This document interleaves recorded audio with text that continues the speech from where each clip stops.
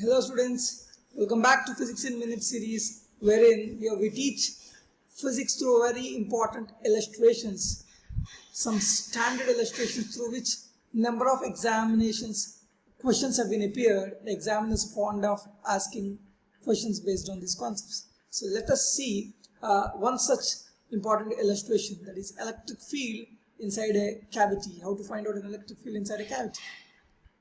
So here you see the question. Inside a solid non-conducting sphere of radius r with uniform charge distribution, there is a cavity whose center is at a distance a from the center.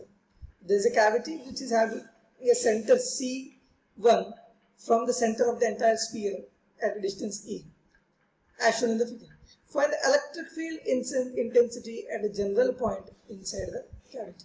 At any point inside the cavity, what is the electric field? This is examiner's question here, and very quite interesting illustration as well. So here, what is the examiner's expectation from you? You need to know how to find out electric field inside a non-conducting sphere which is uniformly charged. And second thing, you need to know how to use the basic vectors addition. The two important concepts you need to know, and there is a very interesting approach that you need to know while solving these kind of questions, cavity kind of questions. Students, if you would have studied rotational motion, gravitation, and then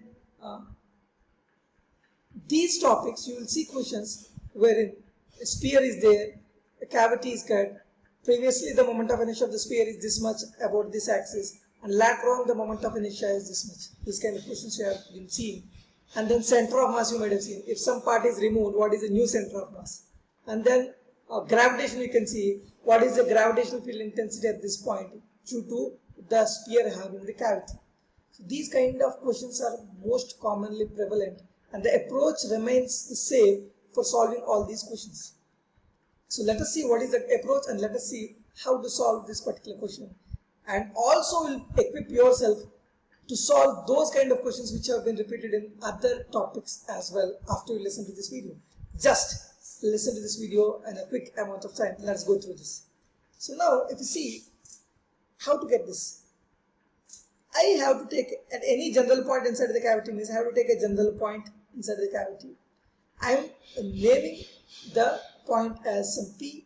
So here I have to take the vector here, because electric field is a vector quantity, so I need to represent the vectorial form of that point as well to solve our question easy. So let us see, from C1 I am taking this as some r vector, from O I am taking this as some p vector, because from the center of this entire sphere, that is p vector, that is the position vector of the coordinate. From this removed sphere, that is cavity sphere, from the center, that point is taken as on the basis of r vector. Just I have named them. Now this will remain same, because from O to C1 the magnitude of distance is a, and the vector can be represented as a vector as well. So I've just named that point and also the given notion here in the diagram. So let us see how to find the electric field. First you need to know what is the electric field due to a non-conducting sphere inside the sphere, inside the sphere. Many of you, if you know, you can write the formula, that is E is equal to rho. If general point is at a distance of r, we can write it as rho r by 3 epsilon naught. This is the electric field. If you don't know, just I'll quickly go through the derivation of it quickly. So by using Gauss law also you can derive, by using general electrostatics concept also, Coulomb's law, from their concept also you can derive. Now if I take a general point P, which is at a distance r from the center, so now the electric field integral E dot ds using Gauss law is equal to Q enclosed by epsilon naught. The electric field is fixed at a r distance for all the points here. I can write this as an electric field into ds is 4 pi r square. Both are having a 0 degrees angle, because electric field is also in the same direction. Area vector is also in the same direction. So 4 pi r square is equal to q enclosed is what? Total charge q by 4 by 3 pi r cube into the charge enclosed in this volume, that is 4 by 3 pi small r cube. This is a volume, this is a volume charge density divided by epsilon naught. So from here if you cancel it here, 4 by 4 by cancel, this q by 4 by 3 pi r cube will become density of the charge, electric charge density, into this r square goes in r cube by r times, this will become rho r by, this 3 is remaining here, 3 epsilon naught.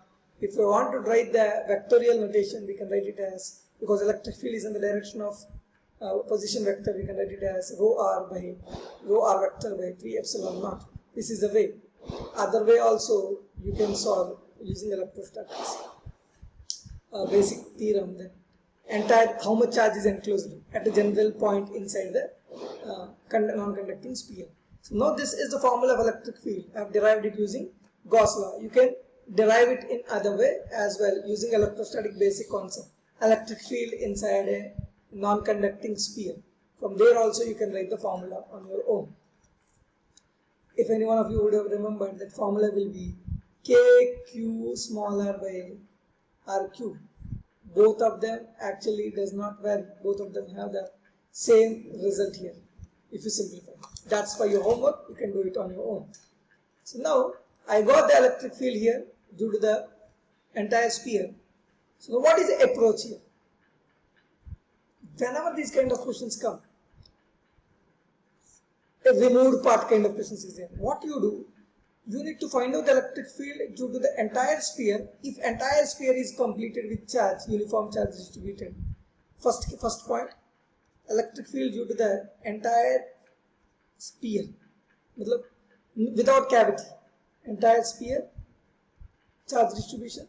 The electric field due to the cavity here, only that part where you have removed and made the cavity, electric field due to that removed part. Then if you subtract it, we will get the electric field due to remaining part. Entire charge distribution, electric field you will find out.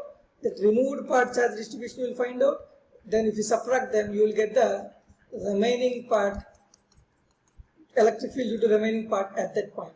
So if I write the analysis here, electric field due to the bigger sphere here, electric field due to the bigger sphere will be equal to rho into p vector by 3 epsilon naught, because I have named it as p vector from O to this general point P.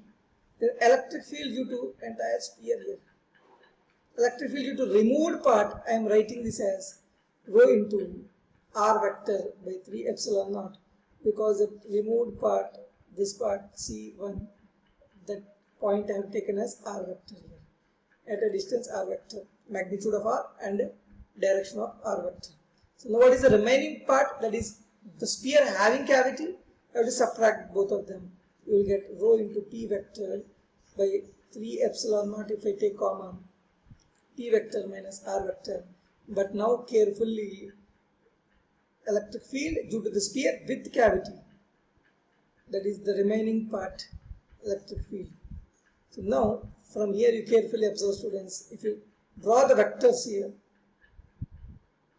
from O to C, this is A vector given in magnitude A, and it can be denoted by A vector from O to C1 here. From O to P it has P vector here. So from the vectorial addition we can write it as A vector plus R vector, tail and head, and again tail and head, and the resultant will be from the tail to the final head. A plus R vector is equal to P vector, then A vector will be equal to P vector minus R vector here, which is nothing but we can replace P vector minus R vector as rho A vector by 3 epsilon naught. This is quite important because A vector is independent of any point. You take any position coordinate r, your answer will be A vector only. A vector is a vector drawn from center of the entire sphere to the center of the removed part or cavity here. That remains same. So magnitude remains same, the direction remains same. This is here uniform electric field inside the